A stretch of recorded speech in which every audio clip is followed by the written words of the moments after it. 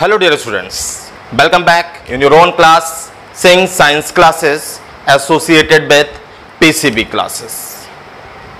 In the last topic, we discussed about the oogenesis, and today we also discuss about the oogenesis, but in the different manner.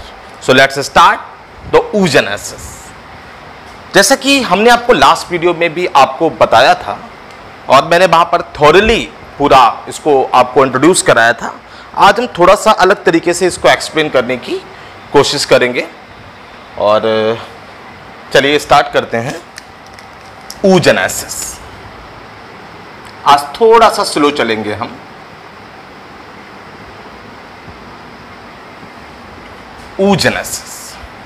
oogenesis का simple सा meaning अगर बोलें, formation of ova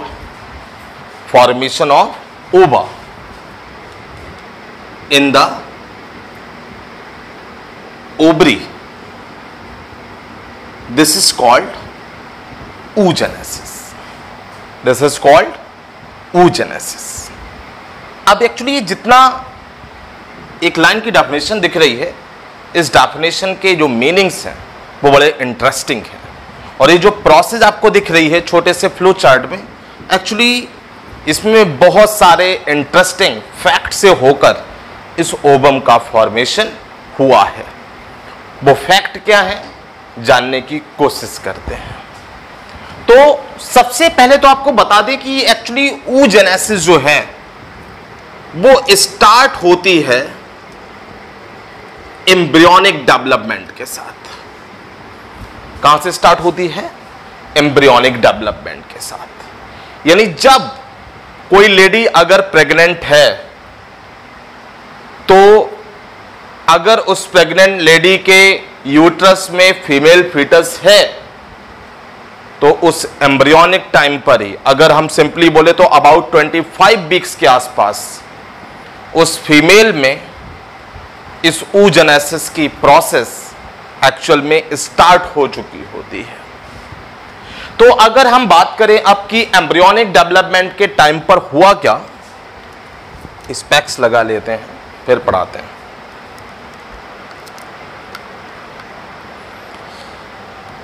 (25 weeks के आसपास female की body में जितने भी oogonia फॉर्म होने होते हैं वो सारे के सारे oogonia फॉर्म हो चुके होते हैं।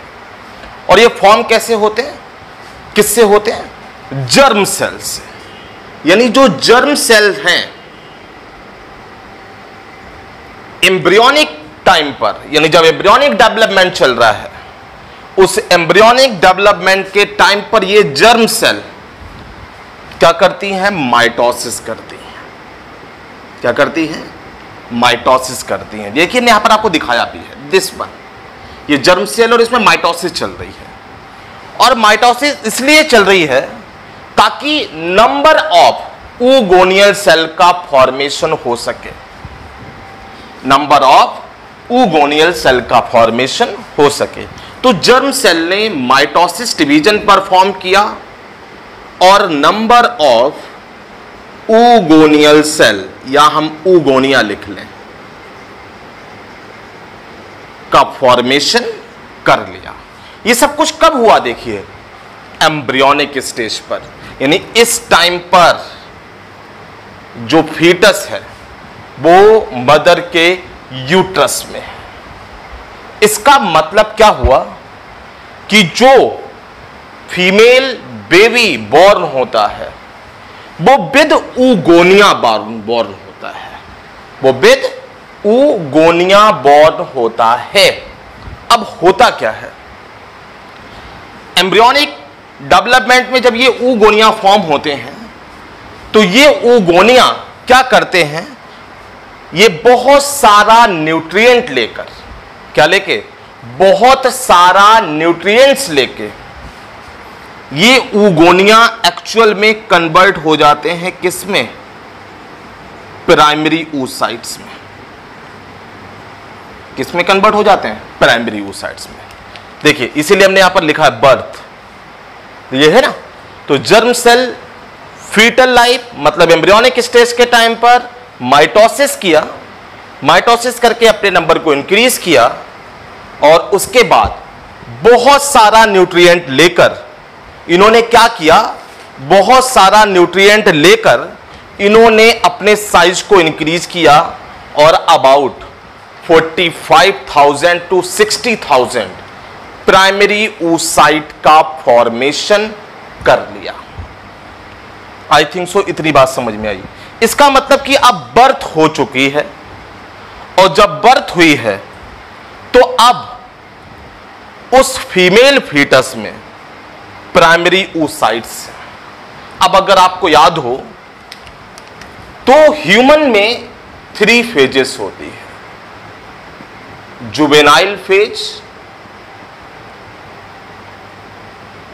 रिप्रोडक्टिव फेज और लास्ट वाली सेंसेंट फेज। इस रिप्रोडक्टिव फेज में जब कोई फीमेल एंटर करती है, कोई मेल एंटर करता है, तो आपको याद होगा यहां ये क्रॉस करती है प्यूबर्टी को। किसको क्रॉस करती है? प्यूबर्टी को। तो अगर आप देखो कि बर्थ से प्यूबर्टी के बीच में ये चाइल्डहुड टाइम पीरियड है। कौन सा पीरियड है? चाइल्डहुड टाइम पीरियड है, यानी प्यूबर्टी से और बर्थ के बीच में ये पूरा का पूरा जुवेनाइल फेज है। इतनी बात समझ में आई? अब जो फीमेल बॉर्न हुई है उसमें प्राइमरी oocytes, जो ऊगोनिया थे, उन्होंने न्यूट्रिएंट लिया आसपास की सेल से और उस न्यूट्रिएंट का यूज करके उन्होंने क्या किया, उन्होंने प्राइमरी oocyte बना लिया। याद रखिएगा, अब बर्थ हुई है, जो बच्चा है अपनी जुवेनाइल फेज में चल रहा है, जो फीमेल गर्ल है। अब क्या होगा? अब एक्चुअल में ये प्राइमरी oocyte मियोसिस करेगा। अब ये प्राइमरी oocyte क्या करेगा? मियोसिस करेगा।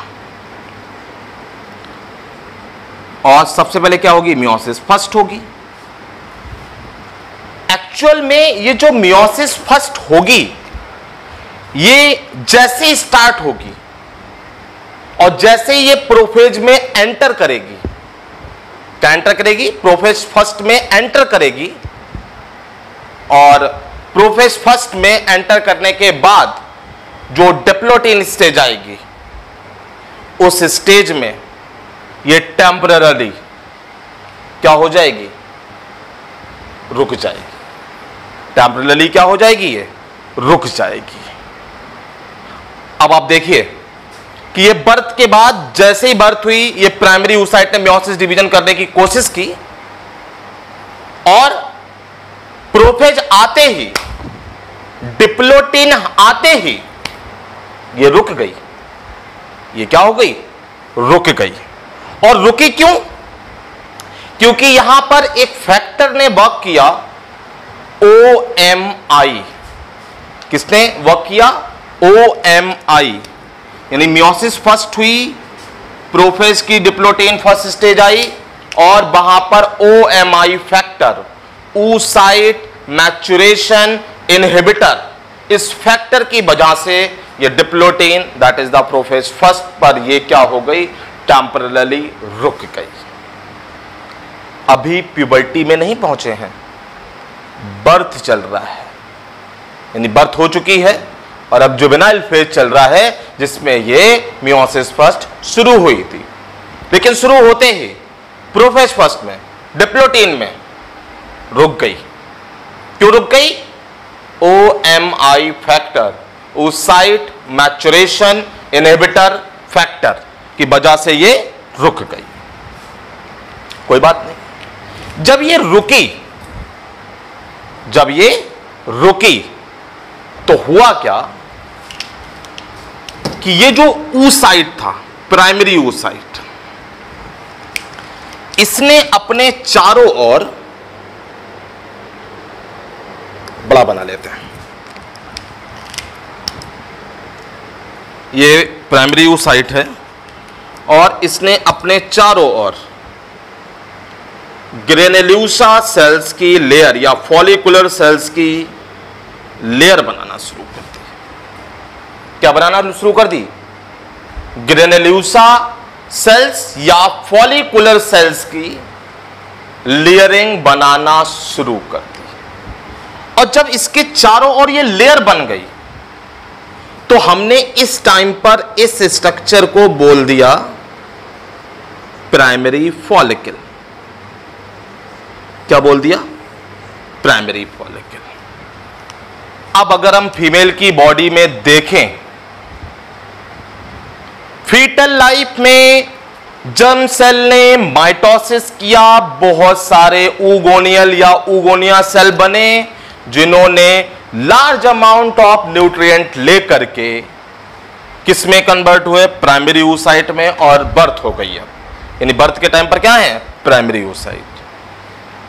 प्राइमरी oocyte में मियोसिस स्टार्ट होती है, जाहिर सी बात है वो मियोसिस करेगा, उसको गैमीट बनाना है। लेकिन जैसे ही मियोसिस स्टार्ट होती है, oocyte मैचुरेशन इनहिबिटर की वजह से, oocyte maturation inhibitor, don't forget this word, oocyte maturation inhibitor factor की वजह से प्रोफेज में, डिप्लोटीन में ये टेम्पररी ये मियोसिस फर्स्ट सस्पेंड हो गई, ये टेम्पररी सस्पेंड हुई है। और इस टाइम पर इस प्राइमरी oocyte ने अपने चारों ओर क्या किया है? इस ग्रेनुलोसा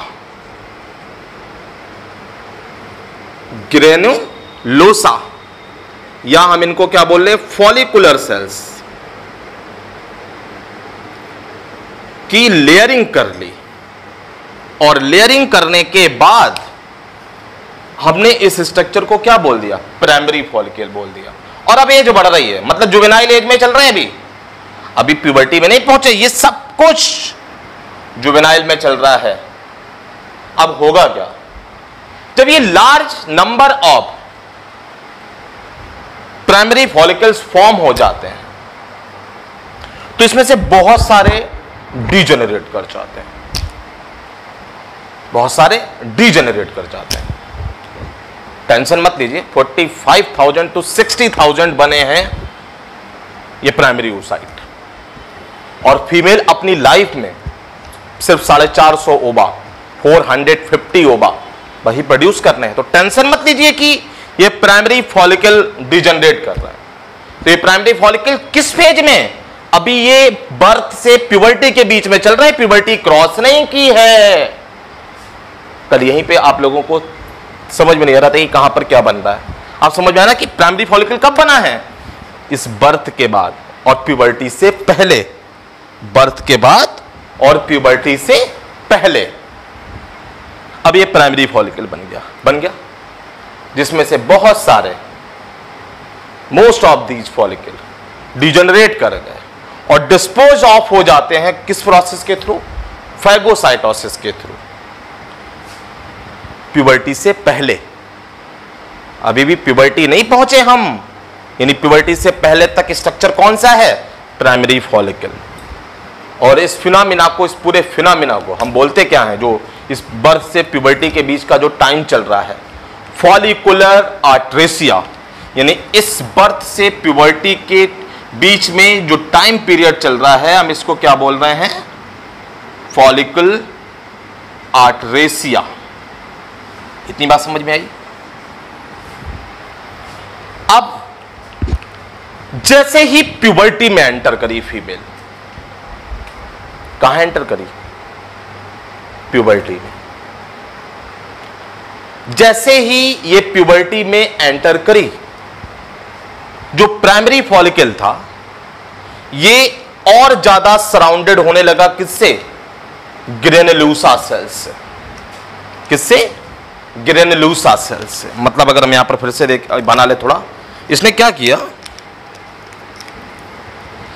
इसने और सेल बनानी शुरू करी,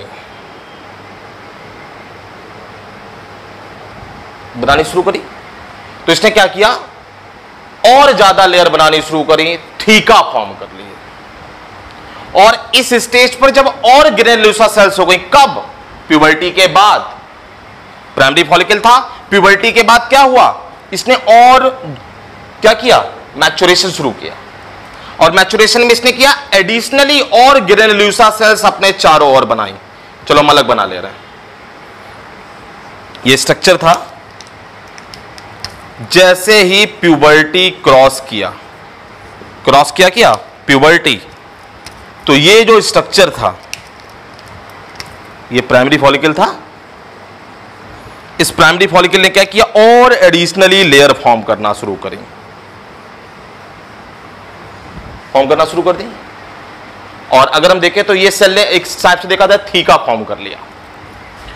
इस स्टेज पर हम इसको क्या बोल देते हैं, सेकेंडरी फॉलिकल।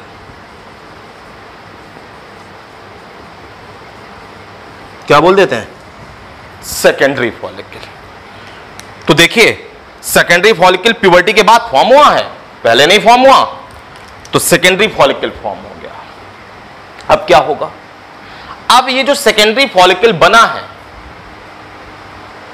इस सेकेंडरी फॉलिकल के अब क्या बनेगा, टर्सरी फॉलिकल बनेगा। क्या बनेगा, टर्सरी फॉलिकल। और एक्चुअली जब ये टर्सरी फॉलिकल बनता है तो यहां पर बीच में स्पेस आना शुरू हो जाता है। यानी ये जो सेकेंडरी फॉलिकल जब बनेगा तो ये तो ऊसाइट हो गया, याद रखिएगा, ये बीच वाला क्या है, ऊसाइट। अभी तक ये क्या है, प्राइमरी ऊसाइट। क्या है ये, प्राइमरी ऊसाइट। ठीक है। जैसे ही टर्सरी फॉलिकल बनेगा, क्या बनेगा, टर्सरी फॉलिकल, तो यहां पर एक कैविटी डेवलप हो जाएगी। ये ग्रेनुलोसा लेयर्स हो गई, और आप देखो तो ऊसाइट और इन ग्रेनुलोसा सेल्स के बीच में ये हो गई ग्रेनुलोसा सेल्स या लेयर। ये क्या हो गया, ऊसाइट हो गया। एक सेकंड देखना पड़ेगा कि ये कट तो नहीं रहा है। हाँ, अभी तक नहीं कट रहा है। तो ये जो ऊसाइट फॉर्म हुआ है, इसके बीच में, यानी इस सेल्स और इसके बीच में ये जो स्पेस है, इस स्पेस को हम क्या बोल देते हैं, याद करिए, कल हमने बताया था, जो ये स्पेस होता है, इस स्पेस को हम क्या बोलते हैं, एंट्रम बोलते हैं। क्या बोलते हैं, एंट्रम। और ये जो एंट्रम होता है, इसकी जो कैविटी होती है, इसमें एक फ्लूइड फिलअप होता है। उस फ्लूइड को हम क्या बोलते थे, लिक्वर फॉलिकुली। यहां पर जो फ्लूइड होता था, इस फ्लूइड को क्या बोलते थे, लिक्वर फॉलिकुली। इतनी बात समझ में आई। और जब ये लिक्वर फॉलिकुली और ये एंट्रम वाली कैविटी डेवलप होती है, तो यहां पर ये जो ग्रेनुलोसा सेल्स होती हैं, ये ऑर्गेनाइज्ड हो जाती हैं आउटर एंड इनर लेयर में, जिनको हम क्या बोल देते हैं, एक्सटर्नल एंड इनर थीका बोल देते हैं। क्या बोल देते हैं, एक्सटर्नल और इनर थीका। इनको नाम बोलते हैं एक्सटर्नल, एक्सटर्ना या इंटरना। और अगर हम इस स्टेज पर अगर बात करें, जो प्राइमरी ऊसाइट है, कौन है, प्राइमरी ऊसाइट। अब इस स्टेज पर तुरंत प्राइमरी ऊसाइट ब्रेक डाउन हो गया। किस स्टेज पर, जैसे ये टर्सरी फॉलिकल बना, ये प्राइमरी ऊसाइट का डिवीजन हो गया, और क्या बन गया, सेकेंडरी ऊसाइट और फर्स्ट पोलर बॉडी का फॉर्मेशन। तो ये टर्सरी फॉलिकल स्टेज पर क्या हुआ, फर्स्ट मियोसिस डिवीजन कंप्लीट हो गया था। अब क्या होगा, अब जो मियोसिस फर्स्ट जब कंप्लीट होगी तो हमें क्या मिला था, सेकेंडरी ऊसाइट और फर्स्ट पोलर बॉडी, जिसके बारे में हम आपको बता चुके। अब क्या होगा, ये जो सेकेंडरी ऊसाइट है, मियोसिस सेकेंड की तरफ बढ़ेगा, और मियोसिस सेकेंड की तरफ होगा क्या, ये मेटाफेज स्टेज पर ये जो मियोसिस सेकेंड है ये स्टॉप हो जाएगी। और ये जो स्टॉप होगी, स्टॉप होने के बाद ये जो सेकेंडरी ऊसाइट है, ये अपने चारों ओर, यानी मियोसिस फर्स्ट हुई, उसके बाद ये सेकेंडरी ऊसाइट बना, और ये सेकेंडरी ऊसाइट ने जैसे ही मियोसिस सेकेंड शुरू की, मेटाफेज स्टेज पर ये डिवीजन क्या हो गया, रुक गया मियोसिस सेकेंड। उस स्टेज पर अब क्या होगा जानते हो, ये जो सेकेंडरी oocyte है ये अपने चारों ओर एक एडिशनल लेयर का फॉर्मेशन करेगा जिसको बोलते हैं जोना पेलोसिडा। क्या बोलते हैं? Zona pellucida. जोना पेलोसिडा बोलते हैं। और ये जो पूरा स्ट्रक्चर है, अब ये पूरा स्ट्रक्चर क्या हो जाएगा? Graafian follicle. क्या हो जाएगा? Graafian follicle. और अब ये ग्राफियन फॉलिकल जो है ये रप्चर्ड करेगा। ये क्या करेगा? रप्चर्ड करेगा। और रप्चर्ड होने के बाद क्या हो जाएगा? ओवरी से ओवा रिलीज होगा। इस प्रोसेस को हम क्या बोल देंगे? ओव्यूलेशन बोल देंगे। क्या बोल देंगे? ओव्यूलेशन बोल देंगे। अब इसका मतलब कि जो ओव्यूलेशन हुआ तो ओवरी से जो बाहर आया, तो ओवरी से जो बाहर आया है वो कौन बाहर आया है? ओवरी से जो बाहर आया है वो सेकेंडरी oocyte आया है। याद रखने वाली बात है, क्या आया है? सेकेंडरी oocyte आया है। यानी जो फैलोपियन ट्यूब में पहुंचा है वो कौन पहुंचा है? सेकेंडरी oocyte पहुंचा है, जिसने मियोसिस सेकेंड शुरू तो करी है लेकिन मेटाफेज स्टेज पर आके वो क्या हो गया था? रुक गया था, जिसने फिर क्या बनाई? जोना पेलोसिडा बनाई। उसके बाद ये ग्राफियन फॉलिकल रप्चर्ड किया, ओव्यूलेशन हुआ और ये सेकेंडरी oocyte निकलकर ओवरी से कहां पहुंचा? ओव्यूलेशन हुआ और कहां पहुंचा? फैलोपियन ट्यूब के पास पहुंचा। इतनी बात समझ में आई? अब ये सेकेंडरी oocyte इंतजार करेगा स्पर्म का, क्योंकि खजाना अब स्पर्म के पास है। इस जैसे ये स्पर्म इसके पास पहुंचेगा तो स्पर्म क्या करेगा? इस सेल डिवीजन को दोबारा रिज्यूम करेगा by breaking down the metaphase promoting factor. ये क्या सेक्रेट करता है? Metaphase promoting factor. और ये क्या होगा? मतलब मेटाफेज प्रमोटिंग फैक्टर को सेक्रेट कह रहे हैं। मेटाफेज प्रमोटिंग फैक्टर को क्या करेगा ये? अब क्या होगा? अब जो स्पर्म है सारी चीजें इसके पास हैं। अब ये स्पर्म जैसे ही सेकेंडरी oocyte के पास पहुंचेगा, ये सेकेंडरी oocyte के मेटाफेज प्रमोटिंग फैक्टर को, MPF को ब्रेक कर देगा और क्या करेगा? ये करेगा activating the anaphase promoting factor. Anaphase promoting factor को ये स्पर्म क्या करेगा? एक्टिवेट करेगा। उसके एक्टिवेट होते ही ये जो सेकेंडरी oocyte है ये कन्वर्ट हो जाएगा किस में? ओवम में। और क्या बन जाएगी? सेकेंड पोलर बॉडी का फॉर्मेशन हो जाएगा। This is the complete oogenesis। Reminder, fetal life में मल्टीप्लिकेशन हुआ, oogonal सेल बनी, oogonal सेल ने न्यूट्रिएंट लिया और प्राइमरी oocyte बन गया। ओके, माइटोसिस खत्म, बर्थ हुई। बर्थ के साथ ही इस प्राइमरी oocyte ने डिवीजन करना शुरू किया। कौन सा? Meiosis first. लेकिन जैसे ही मियोसिस फर्स्ट शुरू हुई, प्रोफेज में डिप्लोटीन स्टेज में ये स्टॉप हो गई। उस टाइम पर इसने अपने चारों ओर ग्रेन्युलोसा सेल्स का फॉर्मेशन किया और प्राइमरी फॉलिकल बनाया। अब प्राइमरी फॉलिकल इंतजार कर रहा है कब? प्यूबर्टी का, कि प्यूबर्टी आएगी और कब हम सेकेंडरी फॉलिकल और टर्सरी फॉलिकल में कन्वर्ट होंगे। और टर्सरी फॉलिकल में जब पहुंचेगा तब जाके इस प्राइमरी oocyte की मियोसिस फर्स्ट कंप्लीट होगी। ओके, फिर सेकेंडरी oocyte में क्या होगा? मियोसिस सेकेंड स्टार्ट होगी। लेकिन जैसे ही मियोसिस सेकेंड स्टार्ट होगी, मेटाफेज स्टेज में ये क्या हो जाएगी? ये भी आके रुक जाएगी। जब ये रुक जाएगी तो अभी ये जो सेकेंडरी oocyte है ये अपने चारों ओर जोना पेलोसिडा बनाएगा। जैसे ही जोना पेलोसिडा कंप्लीट होगी, जो टर्सरी फॉलिकल ग्राफियन फॉलिकल में कन्वर्ट हो चुका था वो ग्राफियन फॉलिकल रप्चर्ड कर जाएगा और ओवा ओवरी से बाहर आ जाएगा। The phenomena is called ovulation. जो फैलोपियन ट्यूब में पहुंचेगा वो सेकेंडरी oocyte है। अब सेकेंडरी oocyte तब तक मियोसिस सेकेंड कंप्लीट नहीं करेगा तब जब तक कि स्पर्म नहीं आ जाता। स्पर्म आया जिसने ब्रेक किया किसको? मेटाफेज प्रमोटिंग फैक्टर को। एक्टिवेट किया किसको? एनाफेज प्रमोटिंग फैक्टर को। और जैसे ही वो एक्टिवेट हुआ ये सेकेंडरी oocyte ओवा और सेकेंड पोलर बॉडी में डिवाइड हो गया। That's all. I think so समझ में आया होगा। अब एक काम करिएगा आप लोग, मेरी दोनों वीडियो, पहले वो और ये 1 by 1 एक साथ देखिएगा तो आपको आई थिंक सो, मुझे नहीं लगता है कि इसके बाद आपको कुछ भी शायद लर्न करने की ज़रूरत पड़ेगी। आपको ऐसे ये लर्न हो जाएगा। Thank you. मिलते हैं अगली क्लास में अगले नए टॉपिक के साथ। तब तक के लिए गुड डे।